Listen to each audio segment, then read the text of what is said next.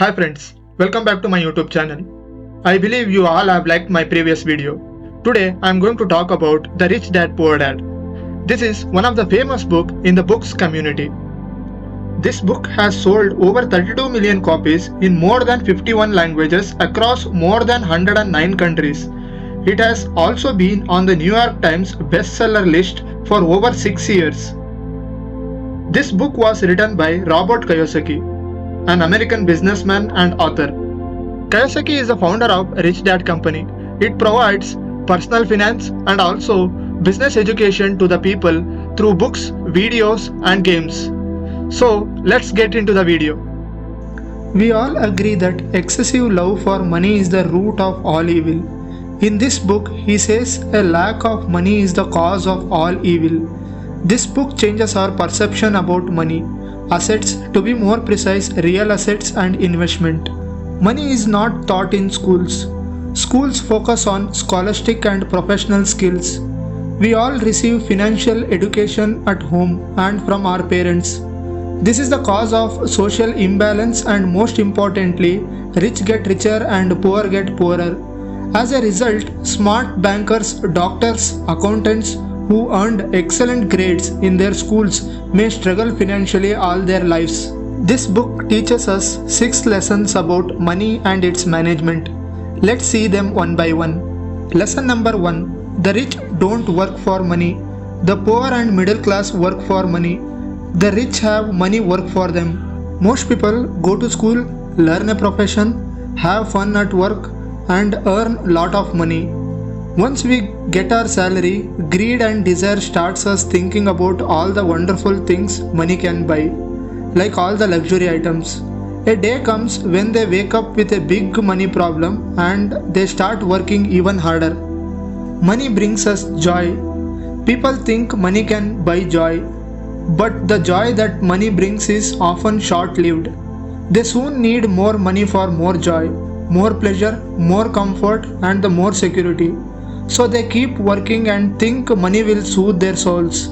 A job is really a short-term solution to a long-term problem. We all expect pay hike. Once we get more money, we increase our debts. Rat race traps are like this. Poor and middle class people fall in this trap. Lack of financial education and fear are responsible for this. It is fear that keeps most people working at their jobs. Fear of not paying bills, fear of being fired, fear of not having enough money, and fear of starting over. It is common for people to become slaves to money, and they blame and become angry with their bosses. On the other hand, rich also has fear. Those who have millions are terrified of losing it all. They don't want to lose the big houses, cars, and high lifestyle. They worry about what their friends would say if they lost all their money. First, we need to learn to handle the fear and desire. Work for free or less money. Acquire the skills and avoid falling into a trap of earning only enough to pay the bills.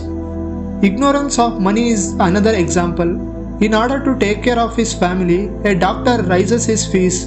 By increasing his fees, healthcare becomes more expensive for everyone. It hurts poor people the most. Attorneys raise their fees and taxes increase. History shows that great civilizations collapse when the gap between the haves and have-nots is too wide. We are in the same situation now. Let's move to lesson number 2. Financial literacy. It is not important how much money you make. It is important how much money you keep. Money without financial intelligence is money lost. We have all heard of stories of lottery winners, athletes, and film stars getting money unexpectedly and becoming millionaires, only to go back to where they were. In 5 or 10 years, they will be working in garages or experiencing financial difficulty. First, understand the difference between assets and liabilities. What we think is assets, in actual financial literacy term, they are liabilities. Liabilities take money out of your pocket, while assets put money in your pocket. Middle class considers their home their primary asset. Instead of investing in income producing assets, a loaned home is a liability. All your money is tied up and it will force you to work harder. Before buying any house, first buy any assets and that will generate cash flow to pay for the house and other bills. Many people follow the crowd, believing that they should do the same because everyone else is doing it, and purchase a home, a car, and other luxury items on a loan and pay EMIs forever. Middle class thinks and calls investment is too risky. In reality, investment is not risky for the financial literates. Over the period, assets are large enough to grow by themselves. It is like planting a tree. You water it for a while and then one day it no longer needs you. Its roots have been planted deep enough. Keep liabilities and expenses down so more money is available to invest in assets.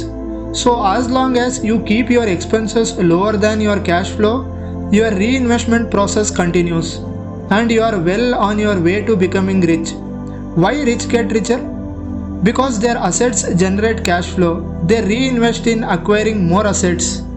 There is a famous English proverb which says that wealth is a person's ability to survive so many number of days forward. It means if you stop working today, how long could you survive? How you can achieve this? It is simple. Try not to touch your primary income for your daily expenses. There are three types of income. Earned income, which is our regular salary or business income. Portfolio income, which is derived from paper assets like shares and bonds. And passive income, which is derived from real estate. The key here is to convert your earned income into passive and portfolio income.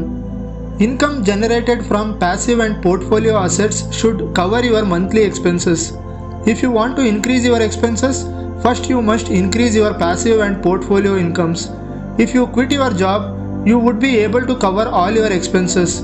The next goal is to reinvest excess cash flow in assets again. To become rich, follow this cycle.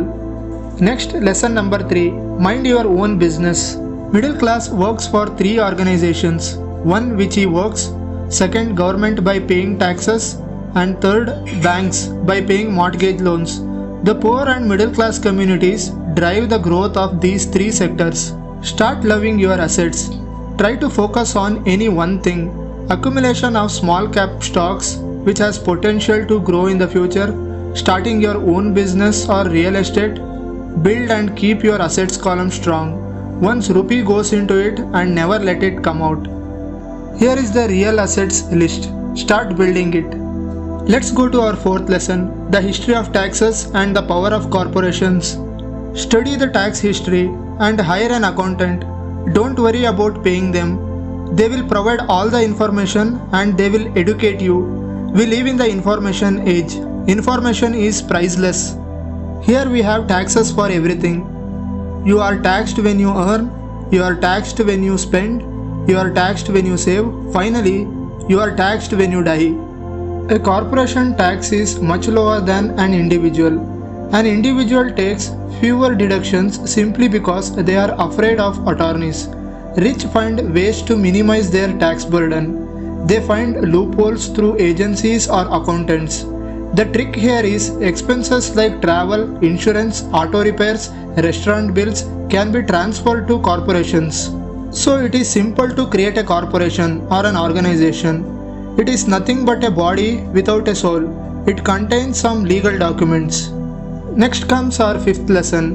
Rich invent money. Develop money making habit in your spare time. Opportunities come and go. Grab any interesting topic and deep dive into it. It is critical being able to know when to make quick decisions. The main reason most people are not wealthy is that they are terrified of losing. Winners are not afraid of losing, but losers are. Failure is part of the process of success. People who avoid failure also avoid success. One must understand the 4 factors of financial intelligence. Let's see them one by one. First, accounting. You must have the ability to read and understand the numbers. Second, investing. Investing is the science of money making money. Third, understanding the market. Understand the trends which are booming, whether it is real estate, stock market, gold, and so on. Fourth, the law. There are loopholes. Play legitimately. Let's move to our final lesson. Work to learn. Don't work for money. It is about acquiring the skills. Do not jump or desire for promotion and salary hike. Later it is very difficult to sustain in the job. If you go higher, you may have to manage people below you, getting your subordinates work for you. We will struggle throughout our lives if we do not have the required skills, and job security is up for debate. And remember, always try to collaborate with smart people and exchange ideas. So that's all about 6 valuable lessons about money management. One should have a healthy money habit. The best motivation for making money is, here is the simple tip. Everyone, once they get their income, they start paying their bills, and remaining they'll think of keeping it as saving or buying any assets. They always fall short. At the end of the month, they will have nothing to invest. Instead, pay yourself first. Invest that money in any of the assets. If there is any shortage to pay the bills at the end, you will begin to think about developing additional sources of revenue, and you will become smarter. Remember, never take money from savings to pay bills. Savings are always meant to create more money. So that's it. Learn to have money work hard for you. Your life will be easier and happier. Don't play it safe, play it smart.